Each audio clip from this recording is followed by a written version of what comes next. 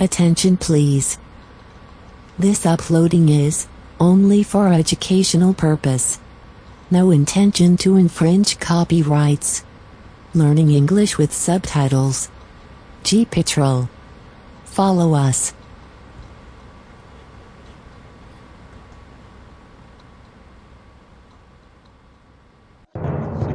Hope's team takes on missions of mercy outside the rehab, saving more animals than ever. Yeah, she's already adopted. And a permanent resident Scotty. becomes a persistent pest. Scotty. A pigeon pecks at the woman's face. The dog woke me up and I came out and I seen the moose just hanging out in the back. A moose on the loose in the middle of a metropolis. A camera view pans over a lush green cliff top and down to the sea. As man pushes further and further into the wild, nature suffers.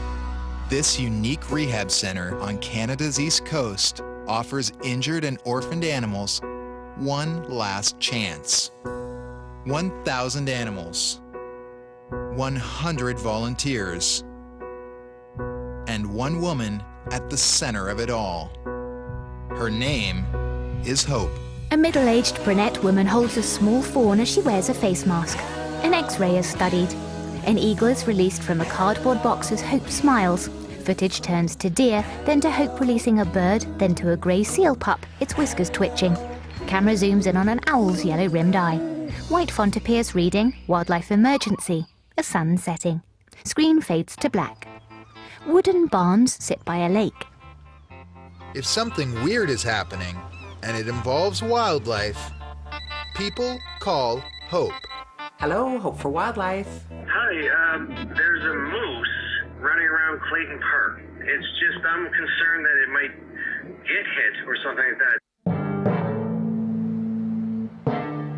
Somewhere in this city of 400,000 people, a moose is on the loose. I get all the crazy calls and I love it. It's nice because I can keep up to date on what's going on all the time. But, you know, they really wanted me to help. They wanted me to be able to do something. Unfortunately, I'm not legally allowed to go out and tranquilize a moose. This is something Department of Natural Resources does. People first spotted the moose and began snapping pictures before the sun came up. The dog woke me up and I came out and I seen the moose just hanging out in the back of the old folks home here. Just walking around calmly, and then it started getting agitated as it couldn't find its way out. So it started trying to jump like the 8 feet, 9 feet tall fence. So I just figured, well, get the camera, take some pictures. I was main concerned about the people and the moose too, right? Because he's an animal, right? He needs to be, safe too, right? The presence of the massive mammal attracts a horde of local media, but officials keep them well back. You can just catch a glimpse of the moose here. A white circle highlights a dark mass behind a mesh fence. There's your moose. See him? You can see him right through there. Oh, yeah. Then there's a garbage container behind it, so he goes around. Hope's received dozens of calls, but this is a job for the Nova Scotia Department of Natural Resources. When we arrived, there was many vehicles, and the Halifax Regional Police were there keeping the public at bay and keeping the media at bay, trying to reduce whatever stimulus there could be to the moose to keep it calm. Officials are worried the moose, or people, could be hurt. The moose could encounter a number of dangers in this environment. They could overreact and bolt. They could take off running and they could run out into traffic. A person could get hurt. A vehicle could hit the animal, so a lot could go wrong. Every moose on mainland Nova Scotia is precious. Moose in mainland Nova Scotia are endangered, so there's very, very few of them. So to get this call was very surprising. There may be as few as 2,000 left in the wild. The survival of even one individual can be important to the viability of the population on the mainland. It's rut season, when male moose are unpredictable and aggressive.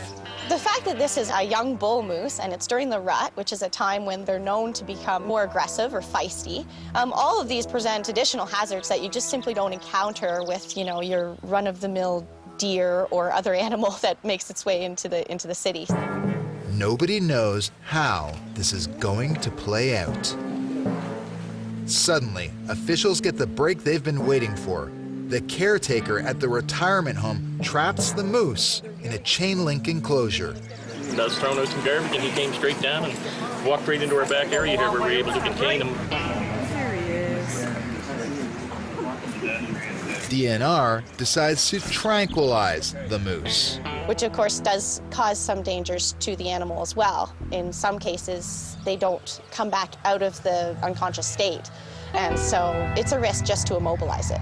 A man wearing a high-vis jacket carries a gun bag.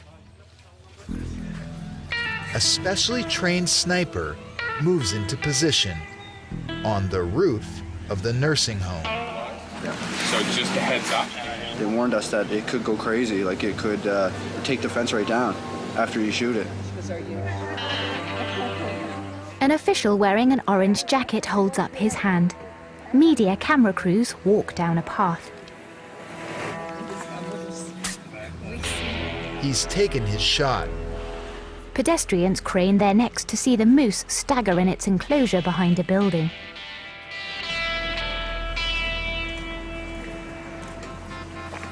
A man says he just fell.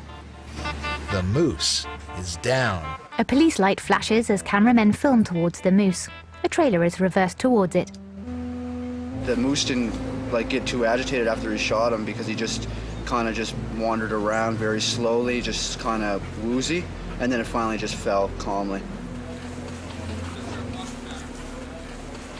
The media scrambles to get a clear shot of the sedated moose. The long-muzzled animal lies on the floor of a trailer, its antlers propped against the side. The moose is on his way back to the woods. All that's left in the city are a few tracks and an indelible memory for the locals. I was just shocked, right? Because you never heard tell of a moose running around. I mean, it's right in the city. I could see if I was out in the country or something, but right downtown Halifax, no, it doesn't seem right. 25 years policing, this is the second time I've heard of a moose in the city. I think it went great. Both agencies worked well together and the animal's safe and it's going to be relocated. One last glimpse. The biologist snaps this picture as the revived moose makes its way back into the wild.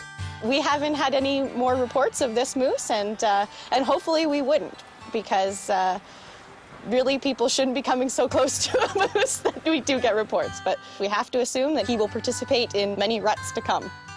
It was a good story and with a happy ending, and I'm really glad no one got hurt. Hopefully the moose is living happily ever after. Scene changes to a red barn. The Department of Natural Resources is the same government body that licenses and regulates Hope for Wildlife. Sometimes, Hope's passion for animals puts her at odds with the rules. This bobcat kitten needed help, but bobcats aren't on Hope's permit. So the Department of Natural Resources picked up the baby bobcat. Thanks. Wear heavy gloves. To rehabilitate it at their own facility. That was 5 months ago. This is Shubenacadie Wildlife Park. It's a government-run tourist attraction that gives the public a chance to see wild animals in a natural setting.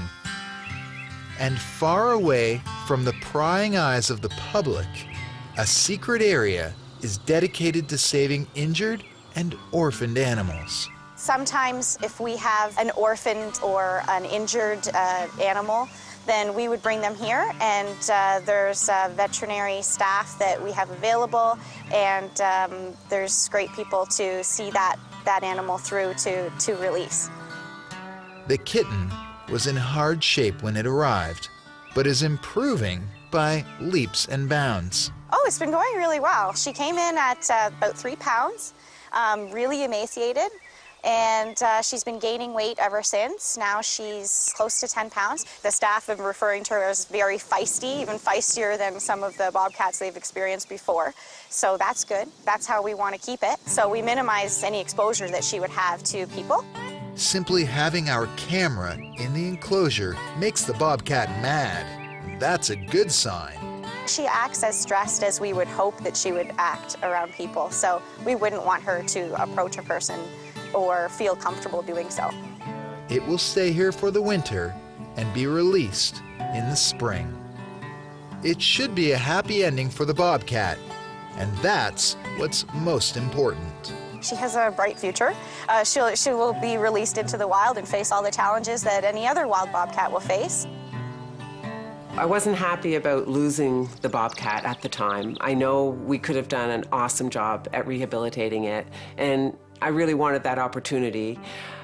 But that being said, it really boils down to that the animal is wild and healthy and getting ready for release, and that's what's happening now. So I'm very happy about that. You know, I hope I can be there when the release happens. I'd love nothing more. I think this is a positive cooperation. Hope for Wildlife at this point doesn't have an approved facility for bobcat, but we did have the space here to do it. And so it worked out quite well, and we will probably work together for the release, just so that Hope for Wildlife can see an end to the story as well, since they were part of the beginning of the story. Commercial break.